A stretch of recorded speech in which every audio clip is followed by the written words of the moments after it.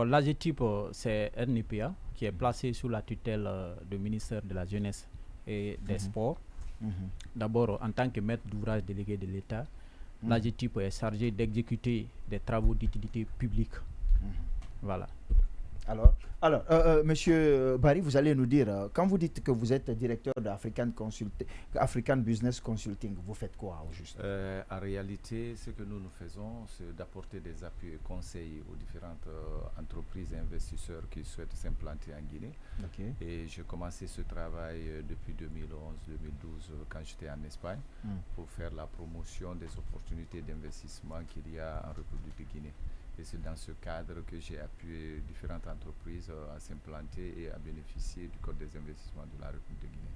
D'accord. Alors, il nous reste 10 minutes parce qu'on a perdu quelques temps. Il nous reste 10 minutes avant d'aller, mais rapidement, on va lire ce qui va être dit aujourd'hui. Comme vous le savez, la question principale qui nous réunit, c'est quelle est la vraie situation de l'entrepreneuriat en Guinée. C'est une question que tout le monde se pose. Comme vous le savez, la fonction publique ne peut pas employer tout le monde. Le secteur privé ne peut pas faire face à tout. Et du coup, qu'est-ce qui reste? Ce sont les débouchés tels que l'entrepreneuriat. Et comme vous le savez, le salaire, comme dirait l'autre, ne peut pas enrichir quelqu'un. Il est juste suffisant pour tenir un mois. Du coup, la seule alternative reste donc l'entrepreneuriat. Sauf qu'en Guinée, ce secteur reste inexploré par la jeunesse. Pour cause, la formation scolaire et universitaire ne sont pas faites pour orienter les jeunes vers l'entrepreneuriat. Et pire, aucun entrepreneur guinéen ne figure parmi les 10 hommes les plus riches d'Afrique francophone, encore moins de l'Afrique, ce qui n'est pas fait pour encourager la jeunesse. Du coup, on se pose un certain nombre de questions. Pourquoi l'entrepreneuriat patine en Guinée? Pourquoi, malgré toutes les potentialités que nous avons, nous peinons à avoir des entrepreneurs qui sont capables de concurrencer les grandes firmes internationales? Ce sont entre autres des questions auxquelles nous allons tenter de répondre. CQFD, c'est juste après cette transition. CQFD est en simultané sur Joma FM et Joma TV de 17h à 19h tous les dimanches.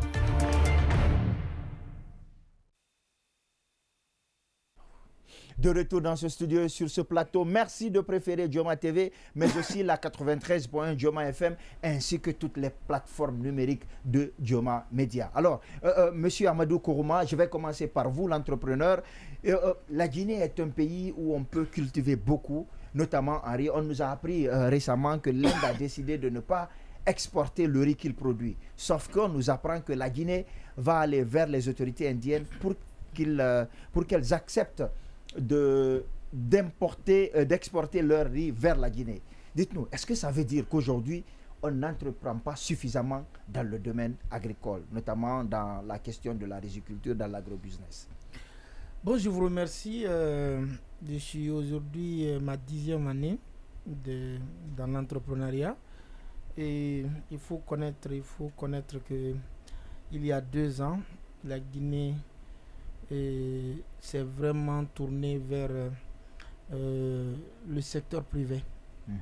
Et si vous prenez aujourd'hui le ministère de l'Agriculture, vous verrez qu'il y a beaucoup d'opportunités qui sont offertes aux jeunes Guinéens aujourd'hui à aller vers ce secteur. Et il faut remercier ces autorités du ministère de l'Agriculture. Mais je peux vous dire quelque chose. Vous savez, ce qui nous a fatigués dans ce pays, nous avons toujours trouvé les solutions conjoncturelles aux problèmes structurels. Donc, aussi longtemps que nous étions dans ce cadre, ce n'est pas possible que nous puissions avoir des entrepreneurs épanouis. Ce n'est pas possible que nous puissions avoir des entrepreneurs dynamiques dans le temps. Il faut toujours trouver des solutions structurelles aux problèmes structurels. Donc, c'est ce qui vient de commencer avec les autorités de la transition. Je me réserve de faire tout commentaire. Mais quand je vois l'évolution aujourd'hui, il est offert aux jeunes Guinéens d'avoir des semences. Il y a même des champions aujourd'hui qui sont dans les préfectures. Donc, on incite les jeunes à aller vers le secteur agricole. Mais comme l'entrepreneuriat, ce n'est pas seulement que l'agriculture. L'entrepreneuriat prend en compte tous les secteurs de la vie d'une nation. Alors, aujourd'hui, la question est de savoir qu'est-ce qu'il faut faire pour développer le secteur entrepreneurial dans notre pays. On va en venir, c'est juste la question du riz rapidement parce qu'on va aller à la pause. Alors, dites-nous, quand vous conseillez les gens en tant que DG d'une boîte de consultation, est-ce que vous leur demandez d'aller vers la culture du riz? Parce que aussi longtemps que le Guinéen vivra, il mangera quand même du riz, qui est l'aliment de base. Oui, vous savez, comme l'a dit M. Kourouma, le ministère de l'Agriculture est en train de faire du travail, mais il y a un manque à gagner. Nous avons des potentialités agricoles. Dans les conditions normales, si le travail est très bien fait, on n'a pas besoin d'importer du riz. Mais depuis des années, on est en train de dire que la Guinée dispose de 5 millions d'hectares de terres cultivables, alors que les récentes études menées par l'AFD, on prouve qu'il y a plus de 13 millions d'hectares de terres cultivables. L'entrepreneuriat, ce n'est pas se lever seulement pour faire l'entrepreneuriat. Il faut avoir de la passion pour ce qu'on veut faire. Aujourd'hui, si nous prenons nos plaines, si je ne m'abuse pas, poser la question au ministère de l'Agriculture et de l'Élevage, la Guinée dispose de combien d'hectares de terres aménagées avec une maîtrise totale de l'eau? Est-ce que ça existe? Non, je ne sais pas.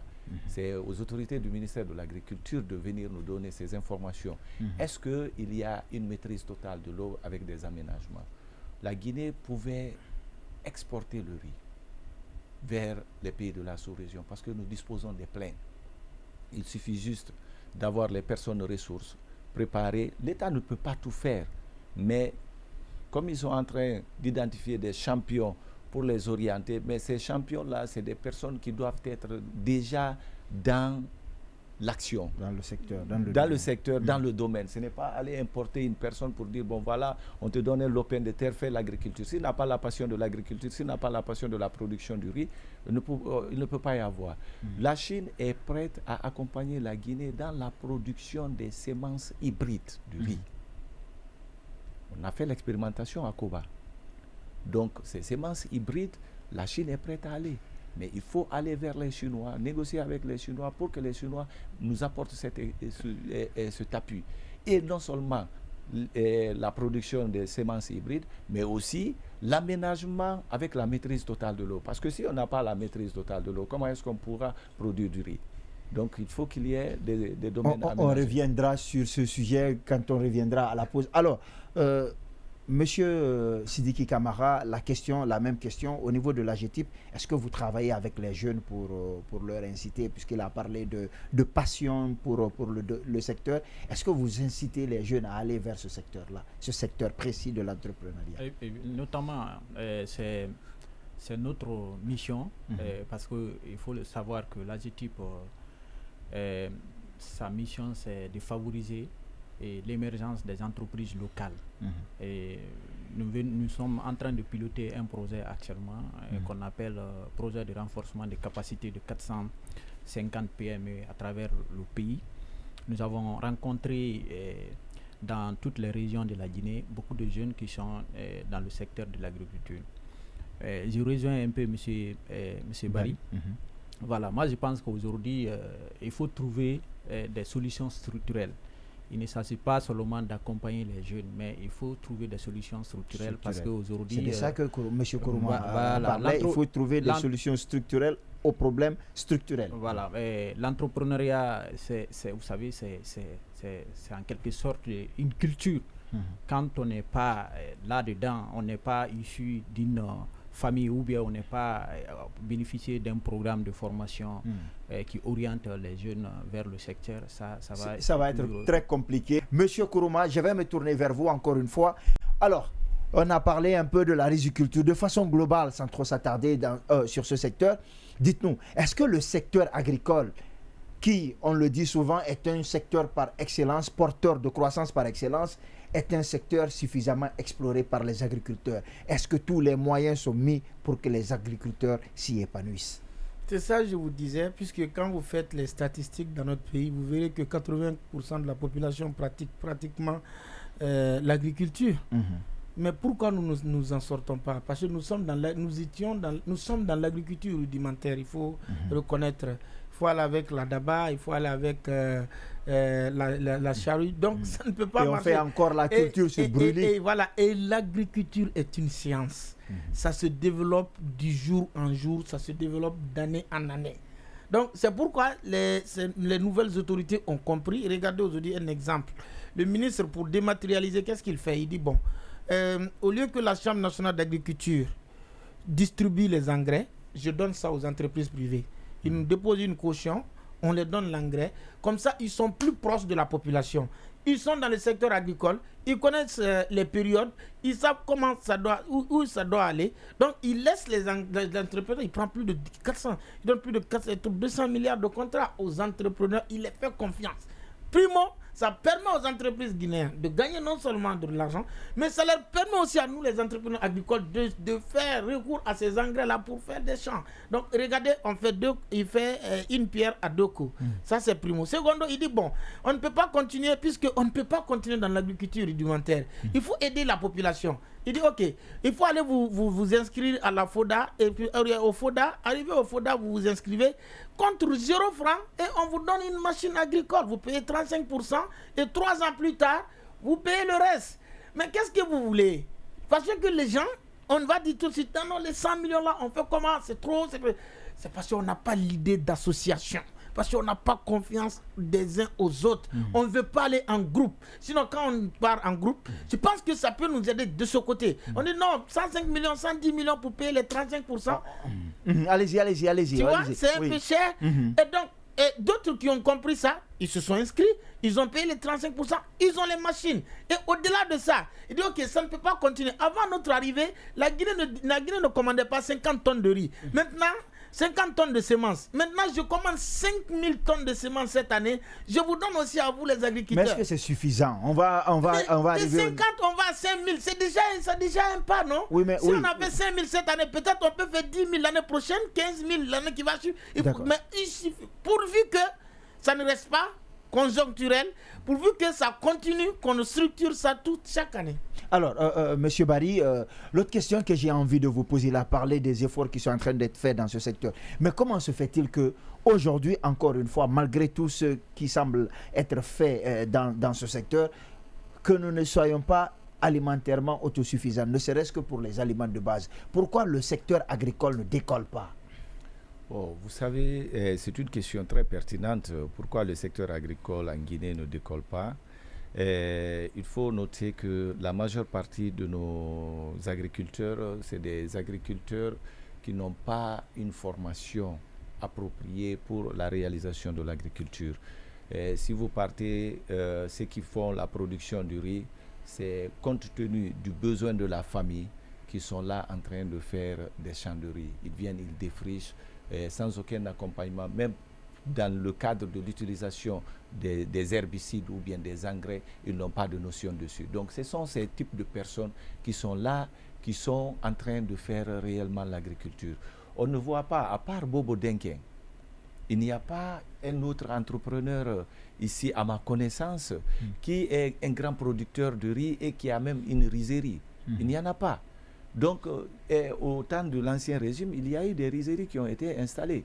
Mais difficilement, jusqu'à maintenant, on n'a pas trouvé des acquéreurs de ces unités pour pouvoir les faire fonctionner. Donc, s'il faut aller vers l'autosuffisance alimentaire, je vois que le ministère de l'Agriculture, le gouvernement, à travers le département de l'Agriculture et de l'Élevage, est en train de fournir des efforts pour accompagner le secteur agricole. Il y a eu plusieurs investissements, beaucoup d'argent qui ont été injectés dans ce secteur, mais les personnes ressources nous manquent dans la mise en œuvre de l'agriculture. Alors, quand on parle d'agriculture en Guinée, souvent on ne parle que de riz. Est-ce que c'est le seul domaine dans lequel on peut s'en sortir? Non. Est-ce que nos terres ne peuvent pas nous permettre de produire autre chose? Non, écoutez, pas que le riz. Nous avons la pomme de terre, nous avons la banane, nous avons le café, nous avons les cultures maraîchères, nous avons la production. Aujourd'hui, la Guinée, avec le projet REFI, la relance de la filière ananas, ils sont en train d'accompagner, par exemple, les producteurs de Mafereya et de Kindia, les deux bassins de production. Donc, il n'y a pas que ça. Il faut savoir diversifier. Si nous prenons, par exemple, la culture maraîchère, Aujourd'hui, nous importons les conserves de tomates et autres, nous importons des frites, nous importons ceci et cela, des produits agricoles transformés, alors qu'on peut transformer cela ici. Il faut inciter ceux qui ont l'argent, ceux qui sont dans le commerce, qui sont dans le secteur informel, à se formaliser et les accompagner à transformer les produits locaux pour pouvoir les distribuer au lieu d'aller les importer. Quand il dit qu'il faut former, il faut accompagner, M. Aboubacar Sidiki, vous êtes déjà de l'AGETIP, vous acquiescez de la tête, mais qu'est-ce que vous faites dans ce domaine, dans le cadre de l'encadrement, de l'accompagnement, qu'est-ce que vous êtes en train de faire? D'abord, je vous informe que l'AGETIP en son sein avait un projet qu'on appelait à l'époque projet Espoir des jeunes agriculteurs du Guinée. Mais on a eu de difficultés à développer ce projet parce qu'en Guinée, les jeunes pensent aussi que tout ce qui vient de l'État, ça c'est vraiment, il faut pas prendre ça au sérieux. Donc c'est pourquoi j'ai dit que ça doit être une culture d'abord. Et je ne suis pas un travailleur du ministère de l'Agriculture, je ne connais pas assez le contenu de la politique nationale de l'agriculture et de l'élevage, mais je pense que cette politique doit prendre en compte la chaîne de valeur. Quand on veut développer de l'entrepreneuriat, par exemple, dans le domaine de l'agriculture, ce n'est pas seulement en faisant face aux gens qui pratiquent le champ que ce secteur pourra se développer. Moi, je pense qu'il y a aujourd'hui il y a des mécanismes qui pourront nous permettre de développer ce secteur-là, n'est-ce pas, en passant par le développement de toute la chaîne de valeur. Et nous pouvons orienter des jeunes, par exemple, dans la commercialisation des produits agricoles et dans la commercialisation des engrais, mais aussi aujourd'hui, on peut créer des entreprises, des start-up pour mettre en lien.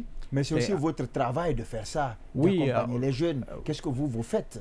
Oui, en tant que ministère de la Jeunesse, c'est notre travail. Oui, mais qu'est-ce que vous faites justement? Voilà, nous accompagnons les jeunes. Nous accompagnons les jeunes dans le domaine de l'entrepreneuriat. Il y a des directions qui s'occupent de ça. Mais ma direction, par exemple, travaille dans le domaine des travaux. Et des jeunes entrepreneurs qui sont dans l'aménagement, par exemple, des plaines agricoles, nous pouvons les accompagner parce que nous sommes beaucoup plus dans les travaux. Mais il y a d'autres EPA, par exemple, au niveau du ministère de la tel que Founis, par exemple, qui accompagnent les jeunes, qui forment les jeunes, qui encadrent les jeunes dans la matière. L'entrepreneuriat, ce n'est pas que le domaine agricole. On en parle parce que les gens s'intéressent à cela. On a envie de manger tout ce qu'on fait. On a besoin quand même de nourriture. Mais il y a d'autres secteurs dans lesquels on peut entreprendre, M. Amadou Kourouma, notamment dans le domaine des mines. Est-ce qu'il y a suffisamment de Guinéens qui travaillent dans le domaine des mines? Est-ce que les entrepreneurs guinéens sont favorisés de sorte qu'ils puissent s'épanouir? Aujourd'hui, c'est vrai qu'ils ne peuvent pas concurrencer les grandes firmes, mais est-ce qu'une politique est mise en place pour vous permettre, vous, d'avoir votre mot à dire dans ce secteur? Vous savez, ce n'est pas les entrepreneurs. Il faut nous devons faire comprendre ça aux gens. Qu'un entrepreneur en lui, en personne, il n'a pas d'argent. Un entrepreneur, sa force de secours, c'est les banques. D'accord? Vous allez voir toutes ces grandes compagnies, Rio Tinto, SMB, toutes ces grandes compagnies travaillent avec des banques à l'international. C'est-à-dire qu'ils ont des projets, ils ont su défendre ces projets, ils ont pris ces échantillons, ils ont envoyé vers les banques, ils ont fait un business plan et les banques ont décidé de les accompagner. C'est ce qui est le problème chez nous. Est-ce que la meilleure manière de poser la question, est-ce que les entrepreneurs guinéens ont droit à ce type de financement? Puisque le problème, ici, c'est quoi la réponse? Nous, on n'a pas de fonds en Guinée. On n'a que des banques commerciales. Et la banque, elle est commerçante. Toi, entrepreneur aussi, tu cherches des profits. Quand vous voyez en deux, pour que la banque te donne pour lui, il a besoin de déposer, que tu déposes des garanties. Et pas seulement la valeur de ce que tu prends. tu mets le double, le triple de la valeur de ce que tu prends. Et toi, tu fais comment? À supposer que tu as un projet minier qui vaut aujourd'hui, comme le projet Rio Tinto, 17 milliards de dollars. Maintenant, toi, entrepreneur guinéen, tu vas défendre ça devant quelle banque guinéenne? C'est pas possible. Est-ce que tu vois? Ce n'est pas du tout possible. Parce que les garanties, tu vas enlever où? L'assurance, tu vas enlever où? Donc, ça veut dire que ce que les jeunes Français ont fait, j'ai connu certains groupes jeunes Français qui, au temps de l'ancien régime, qu'est-ce qu'ils faisaient? Ils viennent, ils prennent les permis de recherche. En Guinée, ici. En Guinée, ils prennent les licences, ils font les permis de recherche, ils ont les permis de recherche, après ils prennent les licences. Quand ils ont tout, la licence et les signes, tout, c'est des start-up. Après, ils partent maintenant vers les fonds, vers les investisseurs, pour dire j'ai une mine en Guinée. Et voilà le montant. Si vous voyez, il y a même un des montants qui a fait écho à la presse avec un start-up français. C'est pour vous dire que on peut commencer d'abord à développer les licences, vendre les licences, puisque vous pouvez prendre une licence, c'est accès tout entrepreneur peut avoir ça, parce que c'est de 500 à 1 million de dollars pour toutes ces recherches et tout. Et si vous avez la chance, vous pouvez vendre jusqu'à 15-20 millions de dollars. J'en ai au moins 3-4 mines comme ça, dont la licence et les signes, tout, et on me donne de faire la promotion à travers les investisseurs pour essayer de les vendre. Ça, c'est possible. Mais ce n'est pas possible pour nous, entrepreneurs guinéens, de prendre une mine, d'investir. On n'a pas les fonds. On n'a pas aussi ces banques avec nous. Puisque nous, on travaille avec les banques, on n'a pas de fonds. Et on a besoin vraiment des fonds d'investissement. Mais est-ce que ces banques-là, déjà, que vous dites banques commerciales, est-ce qu'elles ont l'argent, même si elles ont la volonté, est-ce qu'elles ont l'argent qu'il faut pour vous accompagner? Elles ont même une capacité limitée. Elles ne peuvent pas dépenser au-delà de leur capacité financière. Est-ce que vous avez vu? Donc, elles ne peuvent aller juste... Maintenant, qu'est-ce que, par exemple, je suis sur un projet avec le ministère des TP. Des travaux publics. Le ministère des Travaux publics. Le projet, le coût est de 18 millions de dollars. Donc, je prends le projet. J'ai besoin d'un MOU avec le ministère des Travaux publics qui doit être signé dans les jours qui suivent avec le directeur national des routes. Maintenant, je prends le MOU, je viens voir Afrexim Bank. Afrexim Bank me dit, bon, je peux financer le projet à contrepartie des garanties de l'État, mais à condition qu'il y ait une banque à l'interne qui prend au moins 10%. Parce qu'on ne peut pas faire pour exclure les banques à l'interne. C'est ce que les banques peuvent faire.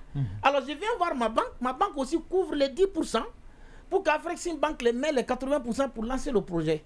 C'est la seule manière d'aller. Mais si je dis de venir directement vers ma banque pour prendre les 18 millions de dollars, ça ne peut pas être possible. Parce que je ne peux même pas donner ces garanties. D'accord.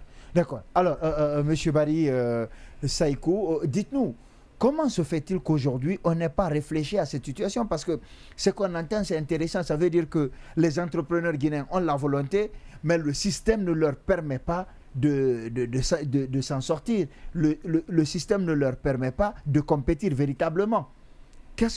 Pourquoi on n'a pas pensé? Qu'est-ce qu'il faudrait aujourd'hui?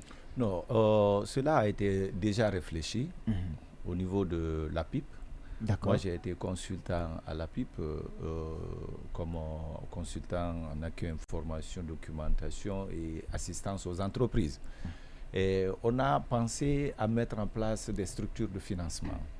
On a recherché des structures de financement au niveau international qui peuvent accompagner les entreprises locales, mais aussi qui peuvent accompagner également le secteur public. Donc, c'est de développer ces structures de financement pour les mettre à la disposition des entrepreneurs. Parce que l'un des défis des entreprises guinéennes ou de l'entrepreneuriat guinéen, c'est l'accès au financement. Exactement. Comme l'a dit M. Kourouma, les banques locales ne peuvent pas couvrir les besoins des entreprises locales, surtout dans le secteur minier ou bien dans le secteur agricole. Donc, c'est de continuer ce travail. Des structures de financement ont été identifiées. C'est de mettre en place vraiment des outils et des instruments au sein de la PIP pour accompagner les entreprises, être ouverts pour recevoir les entreprises, les entrepreneurs, les accompagner afin de bien d'abord formaliser et formuler leur business plan, parce qu'il faut qu'il y ait un business plan bien bancable pour que les banques puissent financer, accorder un financement. Parce que les banques évitent les risques. S'ils savent que l'investissement qu'ils vont apporter dans 5 ou 10 ans, il y a une garantie d'amortir ce financement et récupérer leurs bénéfices, ils vont se lancer. Mais pour cela, on a besoin que les business plans soient bien ficelés, soient bancables, des projets bancables, pour que les structures de financement à l'extérieur puissent accompagner ces différentes entreprises. Mais aujourd'hui, est-ce que ça veut dire que les entrepreneurs guinéens ne sont pas capables d'avoir un vrai business plan bancable? Non, je ne le dis pas. Aujourd'hui, il y a des cabinets de conseil et d'appui qui existent, qui sont en train d'accompagner certains entrepreneurs locaux dans l'élaboration des business plans bancables. Et si ces business plans sont bancables, vraiment, on peut avoir un financement et pouvoir réaliser le projet. Sur de fortes sommes. Ah, absolument, absolument. Alors, Monsieur Kourouma, est-ce que ça veut dire, est-ce qu'aujourd'hui, votre situation, vos confrères entrepreneurs du Sénégal, de la Côte d'Ivoire, du Nigeria, souffrent des mêmes problèmes? Non, parce qu'il y a des financements alternatifs. En Côte d'Ivoire, par exemple, je peux vous dire un type de financement aujourd'hui en Côte d'Ivoire qui est beaucoup développé, qui est un système anglo-saxon qu'on appelle the business, the capital investment. Tu vois, c'est-à-dire le financier, il vient, il croit à un projet, tu fais la promotion comme ce que mon frère vient de dire, tu as un bon business plan sur le projet, il voit la rentabilité dans l'année, c'est-à-dire 10 ans, 20 ans, il voit la rentabilité. Lui, il vient avec le financement. C'est-à-dire que si le financement a besoin de 200 millions de dollars, il vient, il met tous les 200 millions de dollars à table. Et par contre, lui, il récupère 40%. D'accord? Il récupère 40% des bénéfices. C'est-à-dire tout le temps que vous faites pour le projet, il a 40% des bénéfices. Et le jour où vous serez vraiment fort pour lui racheter sa part, vous lui retournez l'argent de mise de départ et vous êtes propriétaire de votre projet à 100%. Et ben, j'ai essayé d'expérimenter ça en Guinée ici. J'avoue, en 2021, j'ai perdu 1,280 milliard. Jusqu'à présent, aucun jeune dont j'ai eu confiance a investi dans leur projet. Jusqu'à présent, je n'ai pas eu 10% de couverture. Et pourtant, on était parti juste pour 6 mois pour un essai. Ça veut dire que au-delà de tout, on a un problème de confiance qui est aussi chez nous. C'est pourquoi ça n'incite même pas les gens à venir, puisque nous-mêmes, vraiment, nos comportements ne sont pas très catholiques aussi en face des investisseurs. Moi, j'avais vraiment initié ça. Vous pouvez aller sur ma page officielle, vous allez voir les jeunes qui ont reçu. Il y a des images, les chèques, on a fait des photos, tout est là, tout y est jusqu'à présent. Je n'ai pas supprimé. Mais les premières personnes qui ont reçu, on a signé des contrats. Malheureusement, je connais même un jeune, le jour où il a reçu les 120 millions, il est parti, il a acheté des voitures, il est parti refaire sa maison, après il a fait photo, il a mis sur Facebook, il dit quand Dieu te sourit, c'est comme ça. Donc malheureusement, c'est ce qu'il fait. Sinon, aujourd'hui en Côte d'Ivoire, au Sénégal, il y a vraiment des financements alternatifs. Ça marche très très très bien, mais bon, ça dépend aussi du sérieux que les gens accordent à la chose d'autrui, tu vois un peu. Alors, quels sont les domaines dans lesquels il y a des financements alternatifs? Ou bien c'est dans tous les domaines? Mais dans tous les domaines. Même dans le domaine, il y a un domaine parce qui est inexploré en Guinée et qui peut être très rentable, c'est le domaine il y a même quelqu'un qui nous en parle, le secteur du tourisme. Est-ce que même dans ce domaine-là, on peut avoir des financements? Mais écoutez, nous sommes un pays vierge, on n'a rien fait d'abord dans ce pays. Je vais vous dire quelque chose. Prenez de Conakry jusqu'à Yomou. Tu ne trouveras même pas un bâtiment construit aux normes du 21e siècle, mon frère, si j'ai menti. Vous ne trouverez pas. Ce qui veut dire que tout doit être représenté dans tous les secteurs dans ce pays-là. Dans tous les secteurs dans ce pays, il y a du travail à faire. On a du travail, c'est du sérieux boulot à faire. Donc, pas seulement le tourisme, pas seulement l'élevage, pas seulement l'agriculture. On a du travail, pas seulement les mines, on a du travail vraiment à faire dans ce pays. Mais on ne peut pas comprendre qu'on a du travail. C'est sauf quand vous avez la chance de prendre l'avion, sortir et revenir. Tu vas dire, ouais, ça. On va parler sous peu de l'avion et de sortir. On va aller en Russie. Mais en attendant, il a parlé d'une situation importante. C'est qu'il a travaillé avec des jeunes qui n'ont pas honoré leurs engagements. Est-ce que dans l'encadrement que vous faites au niveau des travaux publics, par exemple, de l'aménagement, est-ce que les jeunes respectent leurs engagements ou bien comment ça se passe? C'est là le problème actuellement en Guinée. Les jeunes, généralement, n'honorent pas leur engagement vis-à-vis des accompagnements, que ce soit au niveau public que privé. Vous vous souviendrez, Et vous souviendra, par exemple, l'ancien régime avait mis en place un fonds qu'on appelait à l'époque le fonds qui était logé à la présidence. Donc le fonds n'a pas servi à grand-chose. Et aujourd'hui, nous avons des difficultés par rapport au fonds revolving. Quand on donne un fonds à un jeune, généralement, ces jeunes-là n'honorent pas leur engagement vis-à-vis de l'État. Nous avons ce problème-là. Mais moi, je pense que le problème aujourd'hui en Guinée, pour faire face à l'entrepreneuriat, je pense qu'il faut aller sur le plan, structurel. Il faut aujourd'hui, en Guinée, par exemple, les politiques, nous devons mettre en place des politiques, n'est-ce pas, pour accompagner ces jeunes-là, pour, n'est-ce pas, encourager les jeunes entrepreneurs. Oui, mais quand vous encadrez les jeunes et que vous dites qu'ils ne respectent pas leurs engagements, est-ce qu'il n'y a pas des clauses juridiques que vous mettez en place, des garde-fous, de sorte à leur dire, attention, si tu n'honores pas ton engagement, tu es poursuivable? Ah oui, il y a souvent, avant de donner d'abord un fonds à un jeune, on demande souvent des garants qui viennent souvent pour se porter garant pour accompagner les jeunes, mais cela ne suffit pas. Je viens de vous dire tout de suite que nous, à notre niveau, on avait un projet très ambitieux qu'on appelait Espoir des jeunes agriculteurs. On a distribué 24 tracteurs à travers le pays et 72 motoculteurs. Mais nous avons le regret d'observer aujourd'hui que ce projet-là est presque mort. Parce que nous n'arrivons pas à recouvrer. Et quel est le suivi que vous avez fait? Nous avons d'abord la structuration. La structuration, je le reconnais, a été très mal fait à l'époque. Mais le suivi, nous avons restructuré le projet par la suite. Mais quand les projets sont souvent accompagnés par les politiciens, quand je parle de politique politicienne, ça c'est souvent la cause des échecs des projets. On va passer, on ne parle pas politique politicienne, on parle d'entrepreneuriat aujourd'hui. Alors, M. Barry, réaction rapidement face à ce comportement d'un certain nombre de personnes financées où il y a de fonds. Pas que ça. Vous savez, si la cible n'a pas été bien choisie, c'est voué à l'échec. D'accord. Dans l'ancien régime, il y avait un projet d'appui au PME, le PAPME.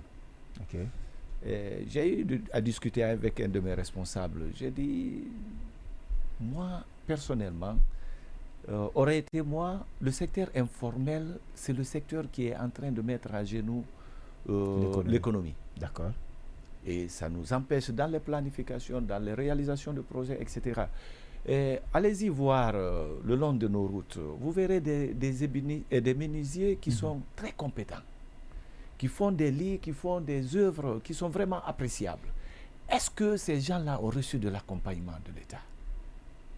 Vous verrez des artisans qui font des chaussures, des cordonniers qui font des chaussures et qui sont là, qui n'ont pas reçu de l'accompagnement.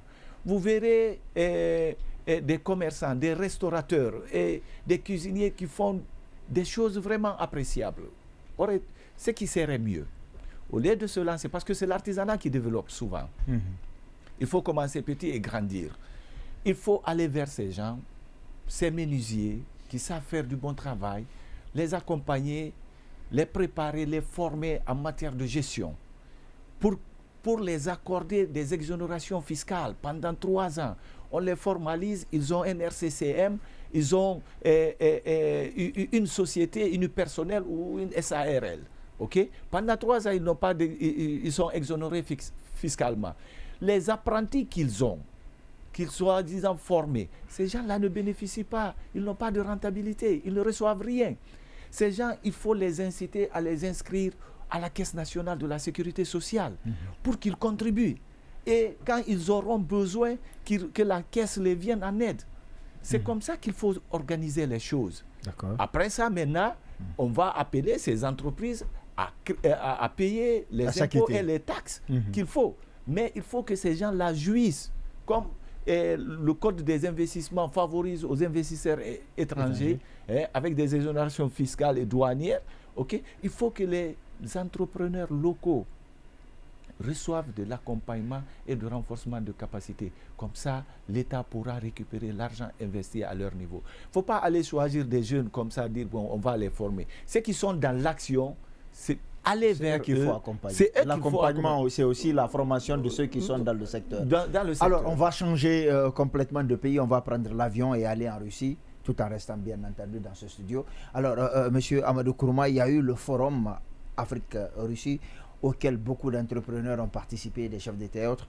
Mais dites-nous, qu'est-ce qui a été dit et quel a été le bénéfice de l'entrepreneuriat guinéen lors de ce forum?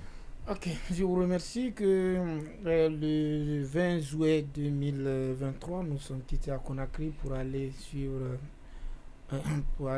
au forum organisé par l'association Rose Congrès, la fondation Rose Congrès, qui a invité les politiques, les juristes, il y avait des huissiers de justice et surtout les économiques, c'est-à-dire les hommes d'affaires.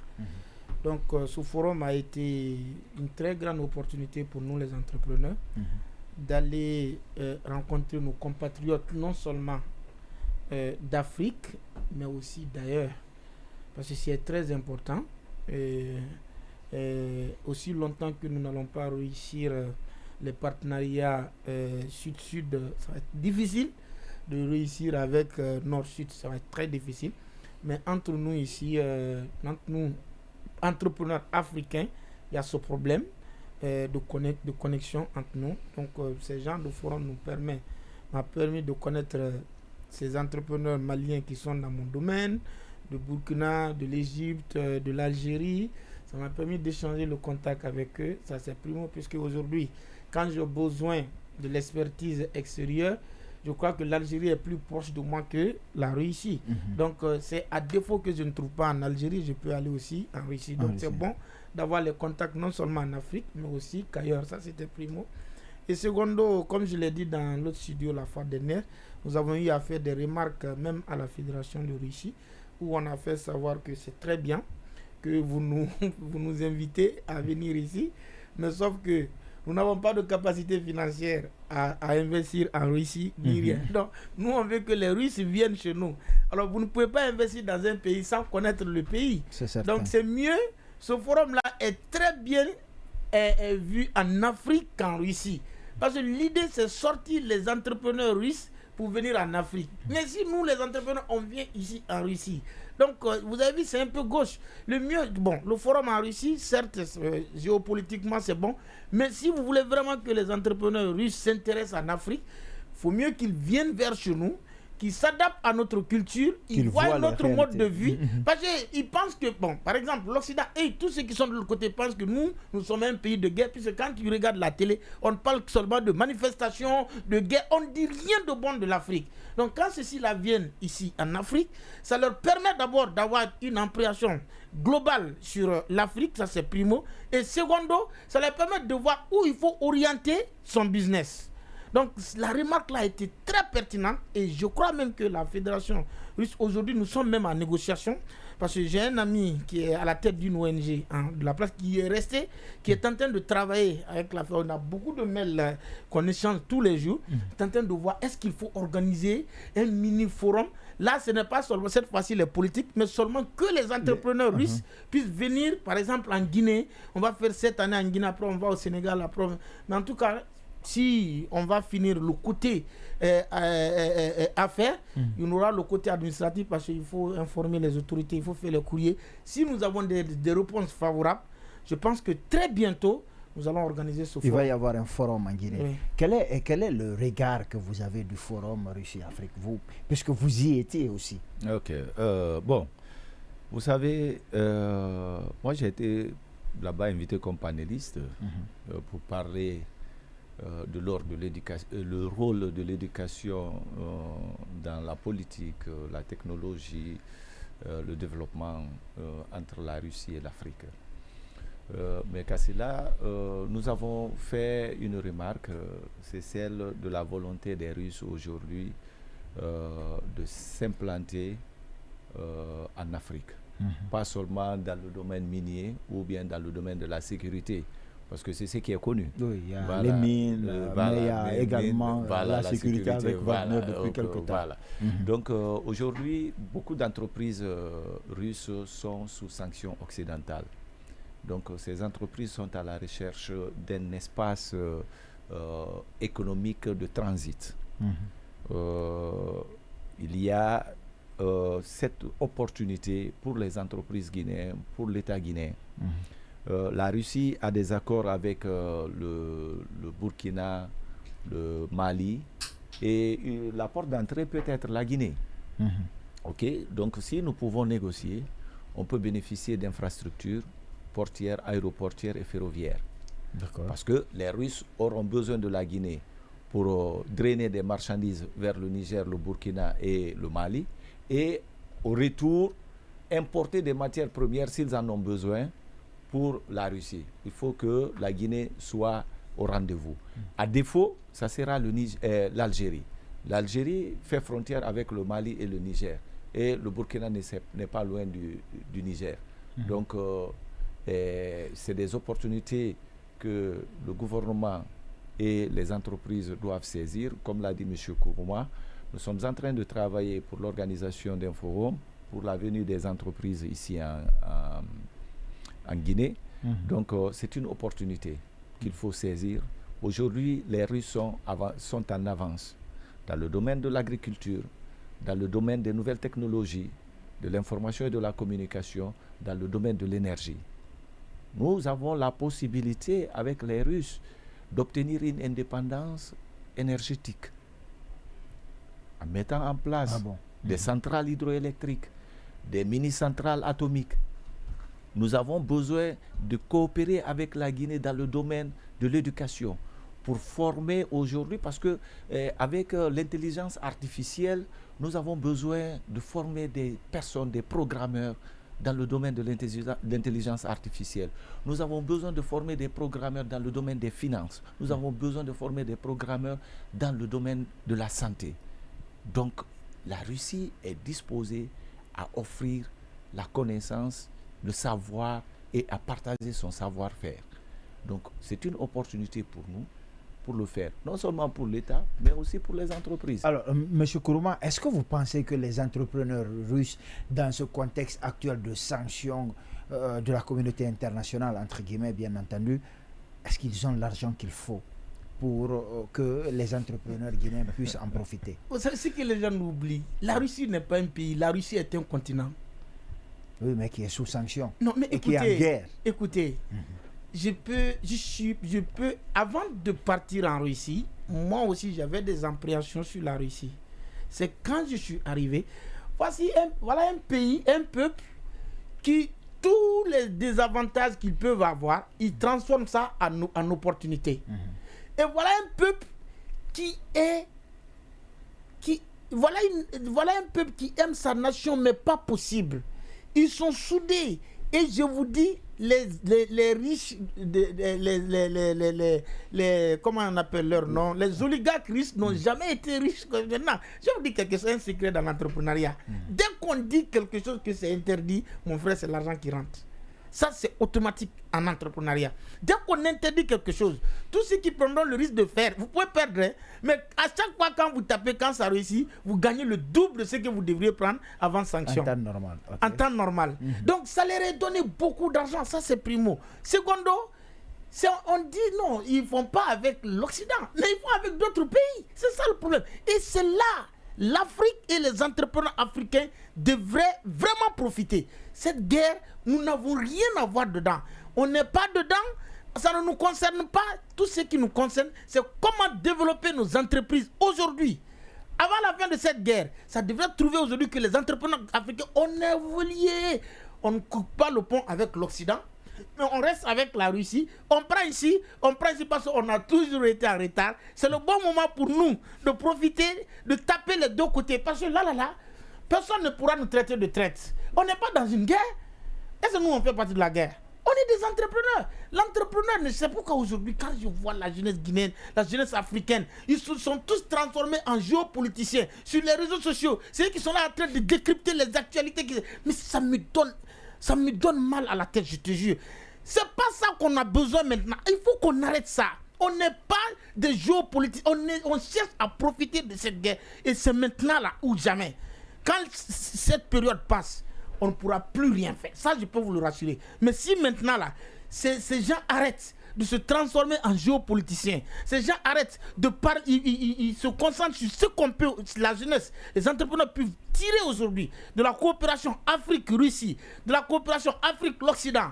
Mon frère, dans 10 ans, nous aussi, on peut développer le commerce, l'entrepreneuriat entre nos pays africains.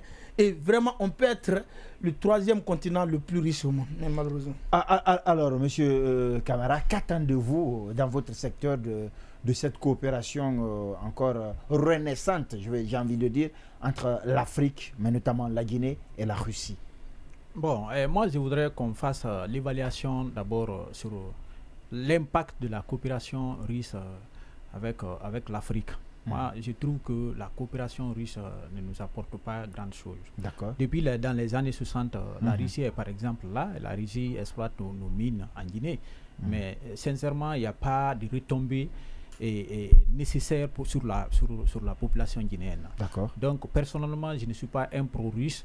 Et moi, je voudrais qu'on consacre nos efforts sur le plan interne.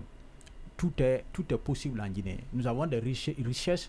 Il suffit qu'on s'organise pour pouvoir pour que les entreprises locales émergent en Guinée. C'est possible. Moi, je ne voudrais pas qu'on compte sur l'argent. Est-ce que dans le domaine, aujourd'hui, dans un monde où il y a la mondialisation, est-ce qu'on peut travailler sans associer les autres, le monde? Non, on peut associer. Puisque même les États-Unis ne travaillent pas sans associer les autres. Oui, l'interdépendance est nécessaire. Nous sommes un village planétaire, c'est nécessaire. Mais je ne vois pas que la Russie aujourd'hui est capable de développer, n'est-ce pas, l'Afrique, de développer l'entrepreneuriat en Afrique. Compte tenu de son passé. D'accord. Quand nous évoluons d'abord la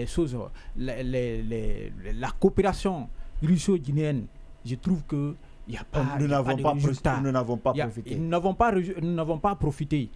Il n'y a qu'à voir il y a des sociétés russes qui sont en Guinée. Quand je prends par exemple SMD d'hier et SMD d'aujourd'hui, c'était pas la même chose. Quand je prends par exemple Frigia. Mais c'est la faute à la Russie. Non, mais c'est la politique russe. Vous savez, c'est des communistes. D'accord. Les communistes, ils n'ont pas d'esprit libéral. Oui, mais ça a changé. L'entrepreneuriat ne peut être développé que dans le libéralisme. La Russie fait partie des pays qui ont le plus de milliardaires au monde. Est-ce que vous le savez? Alors, vous semblez ne pas être d'accord. Ça, sur le plan interne. Moi, je pense que la coopération entre la Russie et l'Afrique, nous pouvons évaluer. Si vous avez des exemples pratiques, en Afrique, pour dire grâce à la Russie, tel ou tel pays se sont développés. Non, mais il n'y en a pas. Il n'y a pas de ça. Alors, monsieur Barry, vous semblez ne pas être d'accord avant que je ne me tourne vers monsieur Kourouma rapidement. Il faut s'informer. D'accord.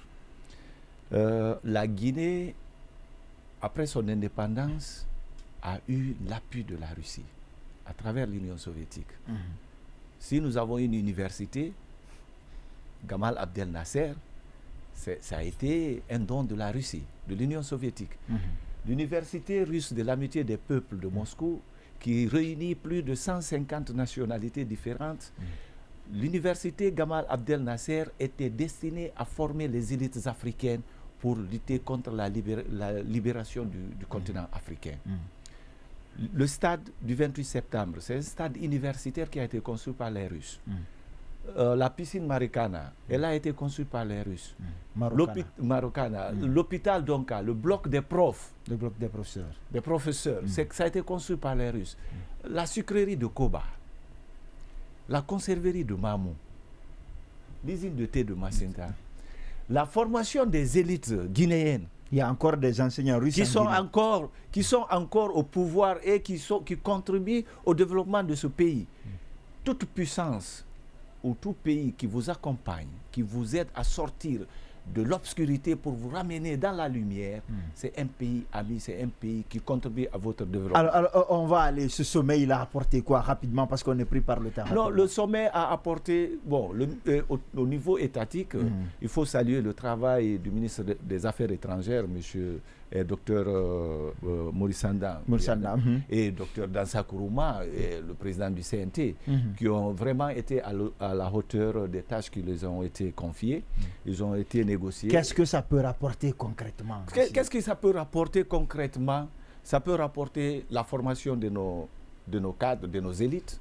Ça peut contribuer à l'indépendance énergétique, parce que si nous arrivons à implanter ou à collaborer avec les entreprises, les compagnies de construction énergétique comme Rousse Hydro ou bien Rousse Atom, ça peut nous donner l'indépendance énergétique. Il y a la possibilité de construction d'un chemin de fer de Conakry jusqu'à Bamako. Et la construction... Est-ce que tout ça a été mis sur la table? Bon, je ne sais pas si ça a été mis sur la table. Et qu'attendez-vous rapidement de ce sommet? Qu'attendez-vous de ce... quelles sont les retombées que vous attendez de ce sommet? Ce que nous attendons de ce sommet, nous attendons avec les entreprises avec lesquelles nous avons négocié, et nous continuons à négocier, à ce que ces entreprises viennent s'implanter en Guinée et qu'elles collaborent avec les entreprises guinéennes au bénéfice de la Guinée.